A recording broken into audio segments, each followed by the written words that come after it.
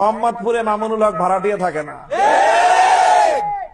আমার একটা পোলাপানের গায়ের উপরে হাত দেওয়া তো দূরের কথা, এদের দিকে যদি কেউ চোখ বড় করে তাকানোর চেষ্টা করে সেই চোখ আমরা উপরে ফেলবো। সবচেয়ে বড় জন যে থাকে বাংলাদেশে তার সাথে টক্কর দিয়ে মোহাম্মদপুরে মানুষ মামুনুল হক রাজনীতি করতে নামে। চুনোপুটি কারোর সাথে মামুনুল হকের টক্কর লাগে নাই।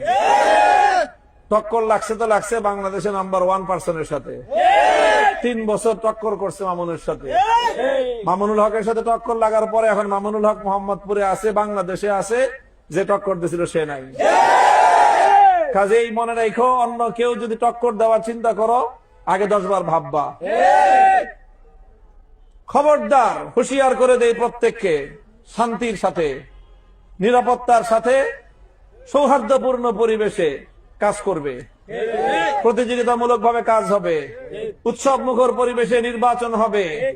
হুমকি ধমকির দিন শেষ, পেশি শক্তি আর মাস্তানি করার দিন শেষ।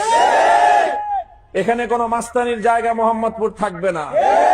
কারো যদি মাস্তানি করতে মনে চায় অন্য কোনো নিরাপদ এলাকা পয়সা নিতে পারো। মোহাম্মদপুর মাস্তানি শূন্য, চাঁদাবাজি শূন্য এবং মাদক শূন্য মোহাম্মদপুর হবে।